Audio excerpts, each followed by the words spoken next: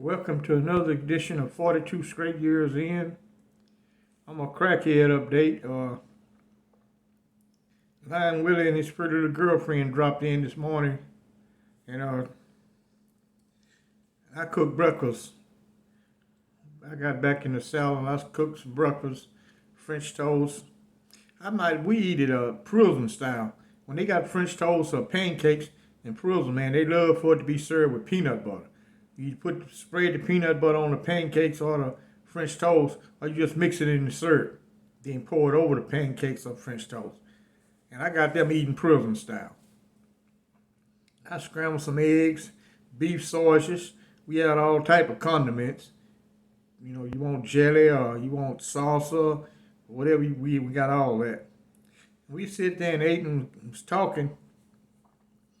I asked Lion Willie what he's gonna do about them Martians performing oral SCX on his girlfriend. He said next time he go back to Mars, he gonna have to call him out on that. They can't be messing with his old lady.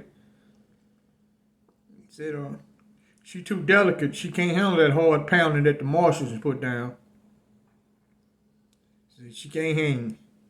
He said, but he done tried the Martians out before. That's why they want her. Because when he go to Mars, before he met her, he had him a Martian old lady. So they pissed off that he got him an Earthling, and they want to sample some Earthlings. And I asked her, I said, what you think about it? She said, no, I don't think I don't want to deal with no Martians. I said, well, you did something to them or make them pay you a visit. She said, no, I didn't do nothing. I was just laying in the bed asleep. And they went down on me. I said, okay, man, start sleeping with the blanket around you a little bit tighter. That's my crackhead update. Y'all know what it is. Get your shanks out. And let's get ready to ride. Y'all ran into two of my subscribers at Walmart in Cockrell Hill. And we sat around and talked. They from West Dallas. And I had got a subscriber, Joe Lopez. He told me he wanted a video on how I met my old lady. Well, I met this very wealthy white guy. And he took a liking to me, man. He got me 2 weeks at a hotel, paid for it.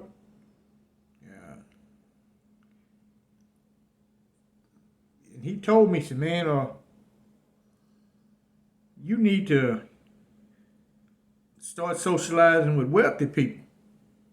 So you don't need to know poor people. You know, I didn't, you know, this guy here, he wasn't born with no silver spoon in his mouth. He was born poor himself.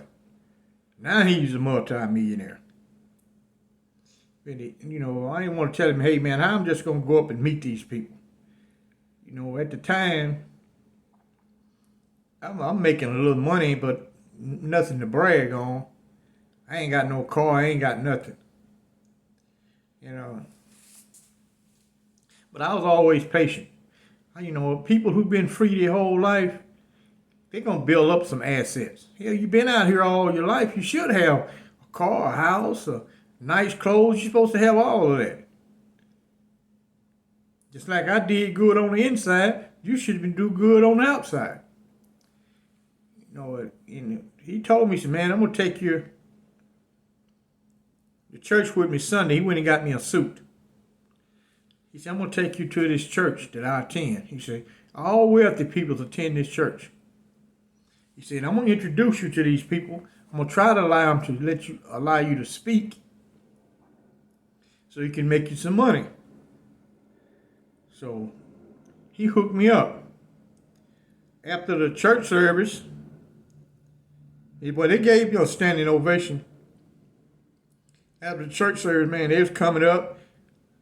You know, a lot of people, wealthy people, they don't carry a lot of cash. They would ask me, you got a bank account? I said, yes. So they'd write me a check.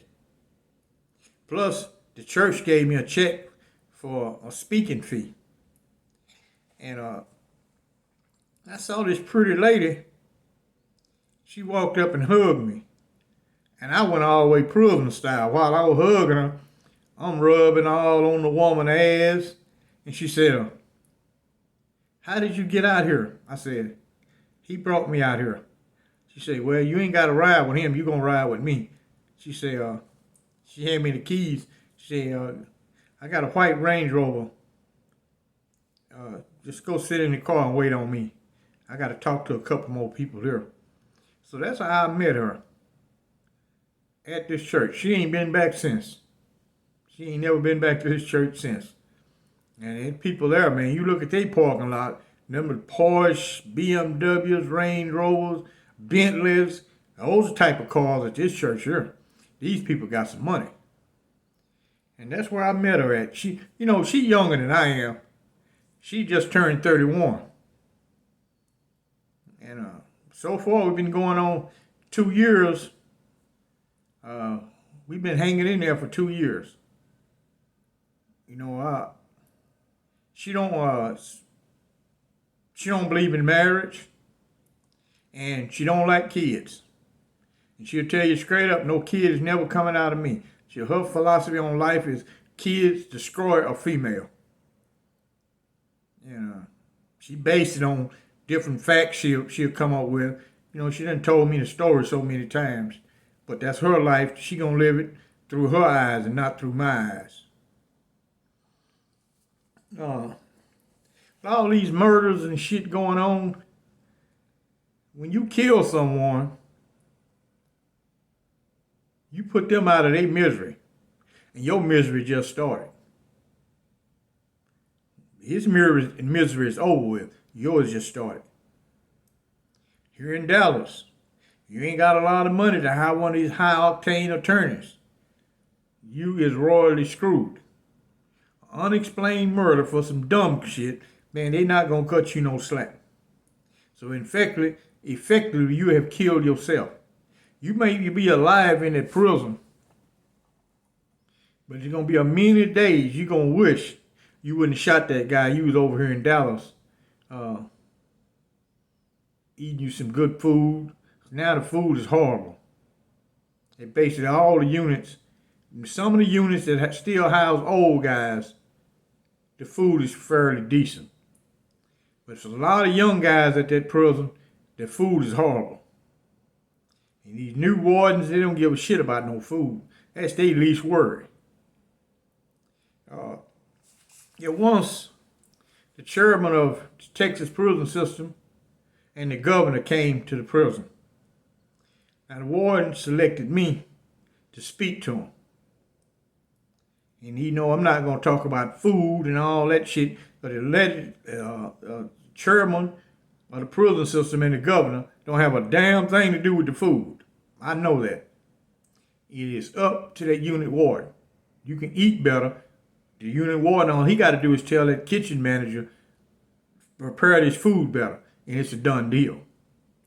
Anyway, they had a hell of a philosophy on what a guy can do to make parole or to get out of prison.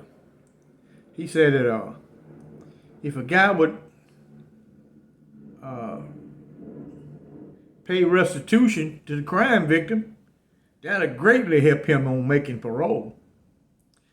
He said, if the guy got kids, you pay for this guy's kids to go to college. Since you took their dad away or you took their mother away, you pay for it. And I guarantee you'd make parole. Pay him for the funeral expenses. I listened at him, I said, man, nobody here has that kind of money. Very few guys here. 80% of the inmates are indigent. So how in the hell they gonna come up with hundreds of thousands of dollars to compensate the crime victim? They ain't got it. I imagine you done killed someone's loved one, he don't want a sad sack ass letter. Or if you got to smoke a cell phone or email, he didn't want to hear none of that shit. But that was his philosophy. It's you provide monetary damage for the crime you committed. And I'm telling him, hey, this prison system do not give an inmate shit. Texas prison system don't give you nothing. You get toothpaste, deodorant, you got to get it out the mud. They don't provide jack shit. They don't even provide you a pair of shower shoes. Nothing.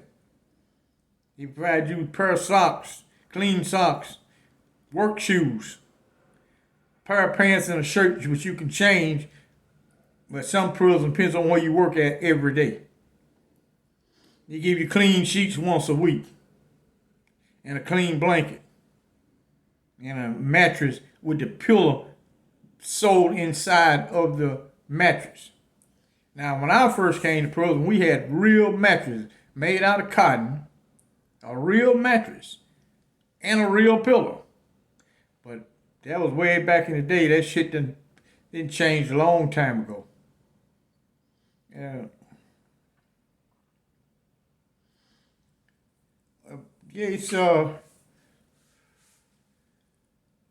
had one guy, I know his dad, Bobby Earl Menifee. That's his grandfather. His dad's name is Dre. We was at Styles Unit together. And me and his dad done did a couple transactions on cash money. I think once before he came got $100 bill for me. He needed it for something. I let him have it. But all he was about is making money. That's what the Style Unit was about during that time. Everybody trying to do good time. They wasn't giving a shit about that gang bullshit and all that. Nobody was interested in it. It's all about good time. And everybody over there had a girlfriend. Had one of the female guards. All guys, they had one. Your dad, I think he worked in the officer's dining room.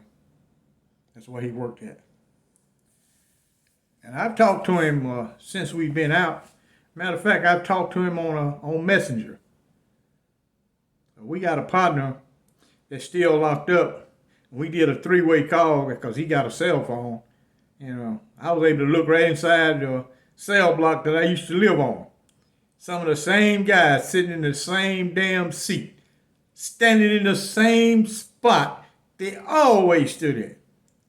I say, I'd be damned. That's the way it is, man. Nothing else. That the time slows down there, hardly anything changes.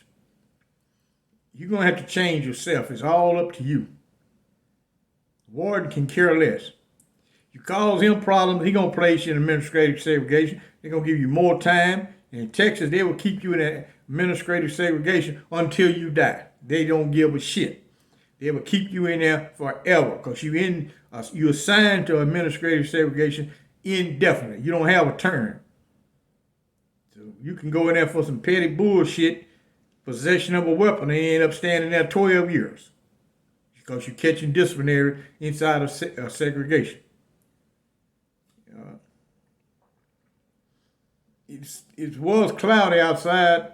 I just came from Oak Cliff. It was raining in a certain part of Oak Cliff. Then when I got close to the downtown area, hell, it wasn't raining. The streets just dry as hell. I made it over to East Dallas. It hadn't rained yet. But I'm looking outside, the trees is blowing and the skies and got a little dark.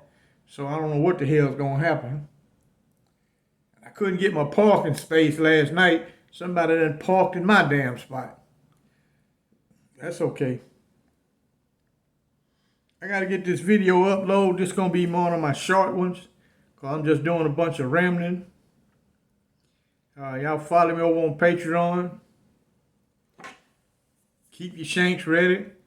See, fools about to run out of money. The checks, they about to run out of money already. They already walk around looking at the ground trying to find shit they didn't drop 2 weeks ago.